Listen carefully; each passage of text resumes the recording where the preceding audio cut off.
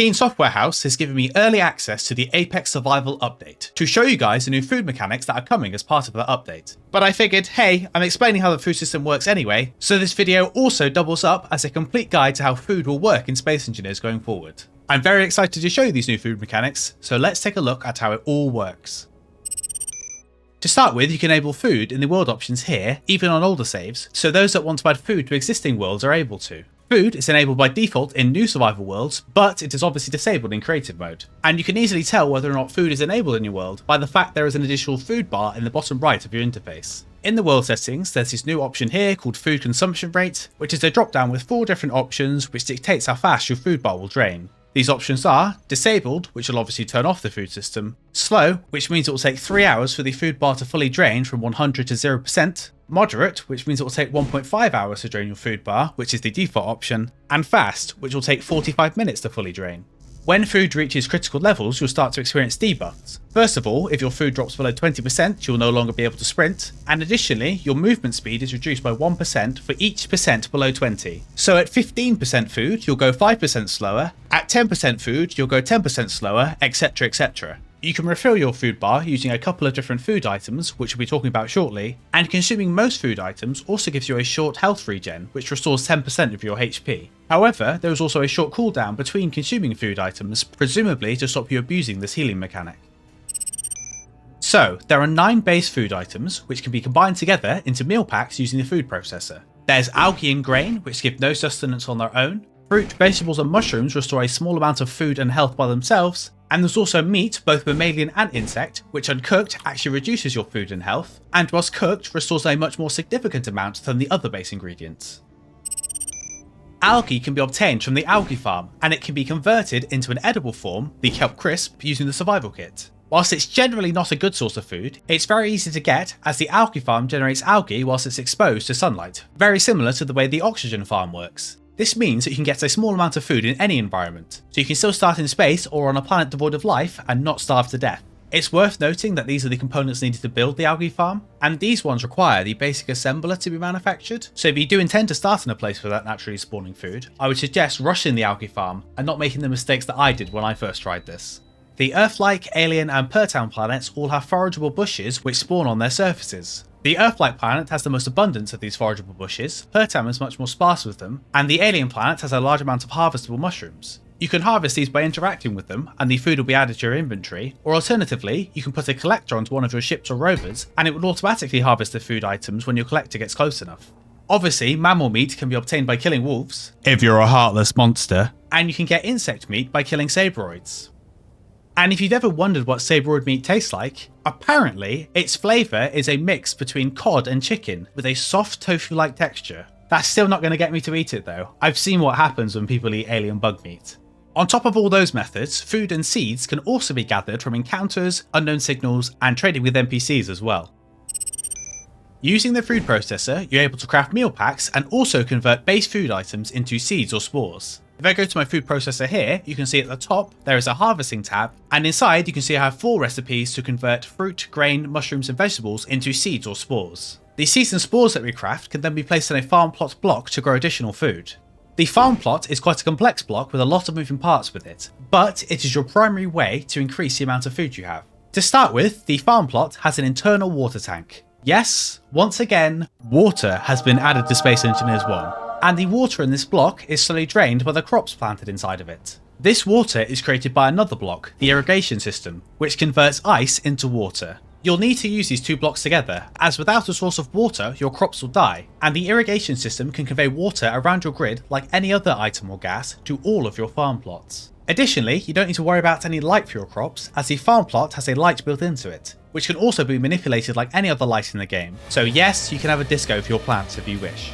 If you interact with the farm plot, it brings up this menu here, and you can select any seeds in your inventory and plant them. It's worth noting that each of the different things you can plant all have different properties. So if I plant this grain, press refresh, you can see it says what is planted, its current progress, how long it's been growing, its health, which we'll come back to, its current water level, and its current water usage. So grain plots use 16 litres of water per minute, takes 30 minutes to be fully grown, and when harvested gives 2 to 3 grain. Mushroom plots use 12 litres of water per minute, take 12 minutes to be fully grown, and like the grain does, gives 2 to 3 mushrooms when harvested. Vegetable plots use 15 litres of water per minute, take 20 minutes to be fully grown and gives 2 to 3 vegetables when harvested. And finally, fruit plots use the highest amount of water, 20 litres per minute, take the longest time of 35 minutes to be fully grown, and at the end of that, still only yield 2 to 3 fruit when harvested. Whilst it might seem that certain crops are better than others, don't forget that we can combine the base food products together to create better meal packs later on. It's also worth noting that you can harvest crops before they're fully grown, but you don't get anything back from it, it's just a way to empty out the plot.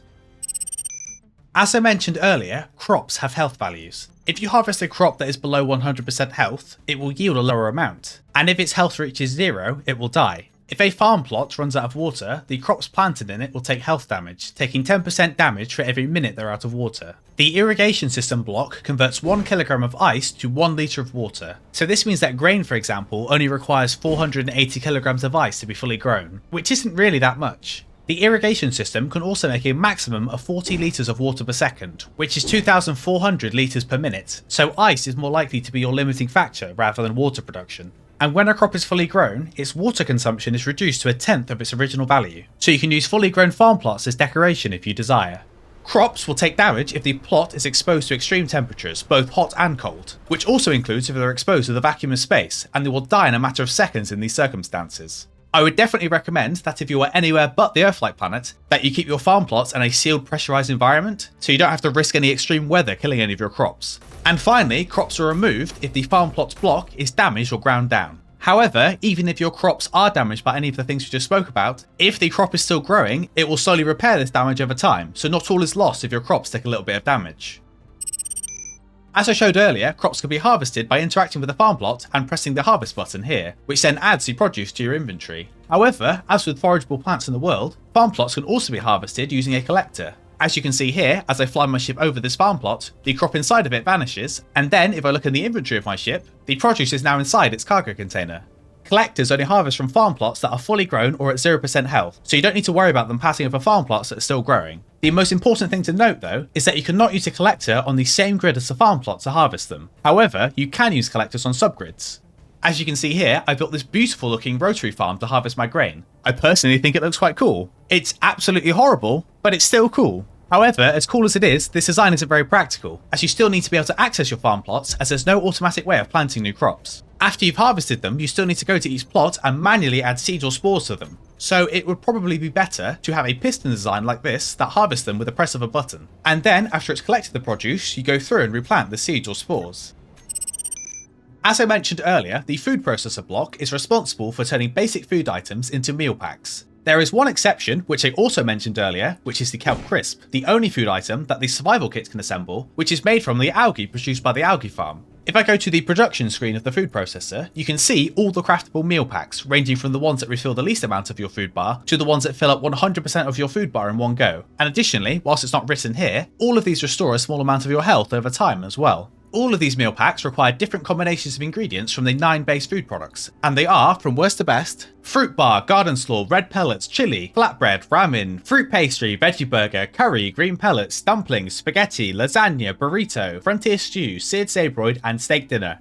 Lasagna and onwards require meat in their recipe, so spaghetti is the best farmable source of food, restoring 71% of your food bar in one go. It's also worth noting that the meal packs that require meat as an ingredient require you to craft the cooked meat first, so those recipes are a 2-step process. All of the meal packs have a short description about them as well, which is quite fun, although reading them has made me a little bit hungry. Veggie burger. There's also some additional food items that aren't craftable, and that can only be obtained from NPCs and encounters, but I will leave those for you guys to discover yourselves. If you're watching this in the future, don't forget to like this video and subscribe to this channel if you found this guide helpful for mastering the food system in Space Engineers 1. And if you're watching this video before the update is released, there will be a release livestream for the update on the 8th of September at 5 PM UTC on the Space Engineers YouTube and Twitch channel. So don't forget to join us there to see what else is coming in the Apex Survival update. I've been playing this update for the last few days, and let me tell you, there are some very exciting things coming to the game. And if you'd like to be kept up to date with those exciting things, of course we'll be covering them on this channel when the update releases. So don't forget to like this video and subscribe to this channel to see all of that. And also, whilst I've still got you, let me know which of these meal packs you'd most like to eat right now. I was kind of tempted by the veggie burger before, but spaghetti, well, that's just a bowl full of cable. Alright, let's have a look. Ooh, expired slop. They've added Starfield, the Space Engineers.